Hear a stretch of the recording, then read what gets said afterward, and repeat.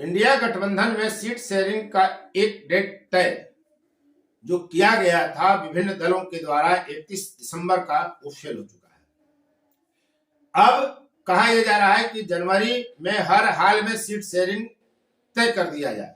अभी तक तय नहीं है, संयोजक तय नहीं, प्रधानमंत्री का चेहरा तय नहीं, क्या होगा कुछ भी तय नहीं। लेकिन INDIA गठबंधन में सीट शेयरिंग को लेकर बड़ी खबर यह आ रही है कि बिहार ने फार्मूला तय कर दिया है। यानी जिस तरह से जदयू के राष्ट्रीय अध्यक्ष बनने के बाद नीतीश कुमार सक्रिय हुए हैं और अपनी ताकत दिखा रहे हैं, लगातार शक्ति प्रदर्शन कर रहे हैं नीतीश कुमार, क्योंकि उनको आतंक का संतुलन बिठाना है, अपने आतंक का, यानी जदयू की शक्ति का जो आतंक है वो दिखा रहे हैं और संतुलन बिठाने का प्रयास कर रहे हैं कि कभी भाजपा कभी महागठबंधन, हम कहीं जा सकते हैं, और इसलिए वो दबाव बना रहे हैं। अब ताजा स्थिति ये है, ये खबर निकल कर आ रही है कि नीतीश कुमार ने सीट शेयरिंग का फार्मूला तय कर दिया है।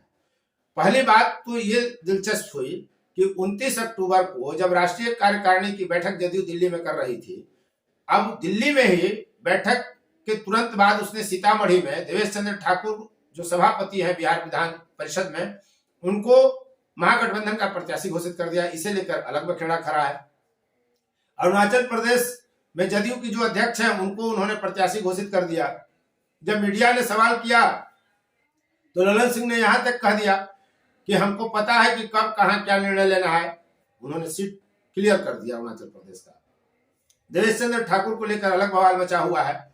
वहां स्थिति यह है कि सीतामढ़ी में महागठबंधन के कई नेता, जिसमें पूर्व सांसद भी शामिल हैं, बैठक करते हैं, एक प्रस्ताव पारित करते हैं कि हमें देवेश चंद्र ठाकुर स्वीकार्य नहीं है, यहाँ किसी पिछड़ी जाति के उम्मीदवार को सीट दिया जाए।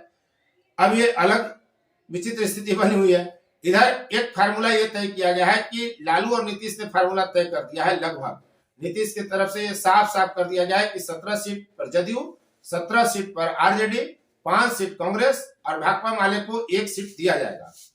17-17-5-1 यानी 40 का फार्मूला फिट। CPI और CPM क्या करेंगे? उनके हाथ बड़ा बड़ा लड्डू नीतीश कुमार और लालू यादव ने थमा दिया है।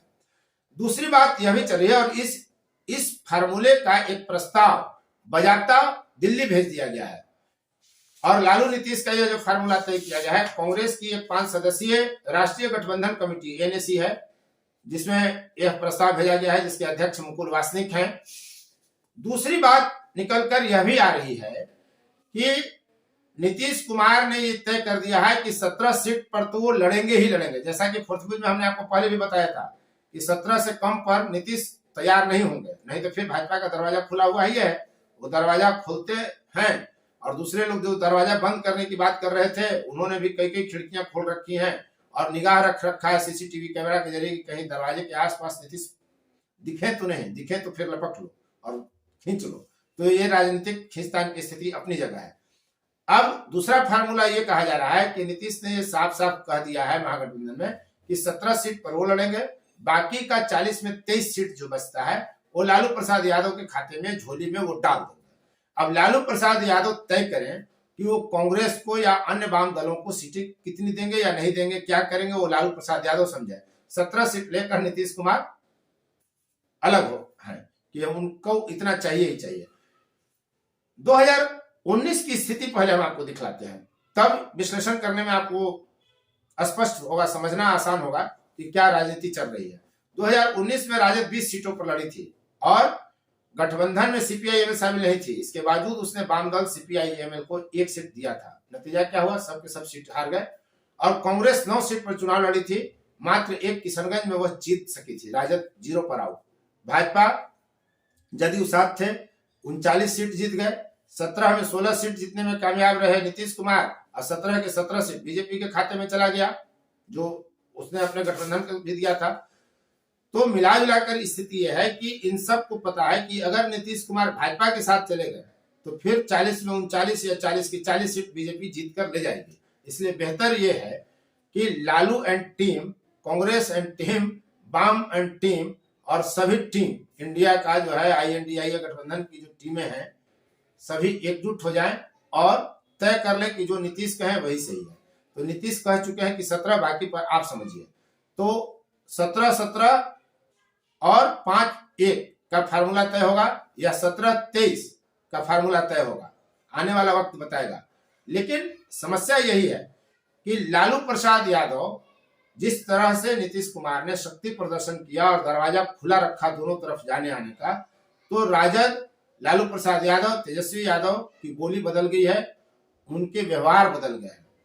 आपने अखबारों में बयान देखा होगा कि तेजस्वी यादव अब ये कहने लगे हैं कि नीतीश कुमार के नेतृत्व में नौकरी देने का काम हम बिहार में कर रहे हैं, जबकि पहले अकेले श्रेय लेते थे और इनकी बहन रोहिणी आचार्य लगातार ट्वीट करती थी कि जो कुछ हो रहा है बिहार में, वो ऐसा संदेश देना चाहती थी कि जो कुछ हो रहा है वो तेजस्वी के कारण हो रहा है। तो अब पासा पलट चुका है। जिस तरह से वो राष्ट्रीय अध्यक्ष बने हैं, ललन सिंह की चली नहीं, कई तरह की उस पर चर्चाएं आ रही हैं, लेकिन बिहार में हुई है वही जो नीतीश कही है। यह लगभग स्थिति बन गई है, चाहे वो भाजपा के संदर्भ में कहिए या महागठबंधन के संदर्भ में कहिए। यह तय है कि दोनों ही नीतीश की सुनने के लिए मजबूर हैं। विचित्र स्थिति नहीं है कि तीसरे नंबर की पार्टी को अपने पाले में लाने के लिए नंबर 1, नंबर 2 तमाम राजनीतिक दल बेचैन है कि इधर ही रहे या इधर आ जाए। पाला सब कोई अपने पक्ष में ही तीसरे नंबर की पार्टी को चाहता है, तो कोई तो विशेषता होगी, और नीतीश कुमार की यही विशेषता है, क्षणभंगुरता वाली। और खुद नीतीश कुमार क्या करेंगे, ये नीतीश कुमार के अलावा दूसरा कोई व्यक्ति आकलन नहीं कर पाता, अनुमान नहीं लगा पाता कि नीतीश कुमार कब कौन सा निर्णय क्यों ले लेंगे। तो पूरे देश की नजर नीतीश कुमार पर है। उधर INDIA गठबंधन की भी बैठक चलनी है, देखिए संयोजक बनते हैं कि नहीं बनते हैं। लेकिन परिस्थिति यही है फिलहाल कि बिहार के संदर्भ में अगर INDIA भारत के संदर्भ में भी अगर बात छोड़ दे थोड़ी देर के लिए, तो बिहार के संदर्भ में यह कटु सत्य बन गया है कि हुई है वही जो नीतीश कही है या नीतीश चचा जो चाहिए। इसलिए कि भाजपा भी अपने पाले में उनको लाने के लिए दरवाजे की भी खोल दिया है, खिड़कियां तो खुली हुई है, रहती है राजनीति में खिड़की खुली। तो परिस्थिति यही है। तो क्या इस सीट पर तनाव होगा? कांग्रेस के प्रदेश अध्यक्ष अखिलेश सिंह कह चुके हैं कि उनको 9 से 10 सीटें चाहिए और बाकायदा सीटें चिन्हित की गई हैं। कांग्रेस इस फिराक में है कि उसको ब्राह्मण, मुस्लिम और अनुसूचित जाति के वैसे सीट जहां ये तीनों जातियां डोमिनेट करती हो, जहां जितना आसान हो वैसी सीटें इनको चाहिए। और ये अखिलेश सिंह ने 9-10 सीटें चिन्हित भी कर रखी हैं, लेकिन कांग्रेस है और 5 सीट पर भी मान जाएगी। इसमें बहुत अतिशयोक्ति नहीं होगी कि वो मान न जाए। तो आने वाले दिनों में क्या होगा कुछ कहा नहीं जा सकता, लेकिन अनुमान तो इतना लगाया ही जा सकता है कि बिहार में जो महागठबंधन है इसका स्वरूप यही रहेगा, बदलने से रहा, और सीटों को लेकर किसी भी कुछ दिन में खत्म हो जाएगा। आप देख रहे थे फोर्थ व्यूज और मैं उपेंद्र कश्यप। अब तक इस वीडियो में बने रहने के लिए आपको बहुत बहुत धन्यवाद। बस एक अपील कि यदि अब तक आपने इस चैनल को सब्सक्राइब नहीं किया है तो चैनल को सब्सक्राइब कर लें, शेयर, लाइक, कमेंट जरूर करें। फोर्थ व्यूज, चौथा विचार, बाकी फिर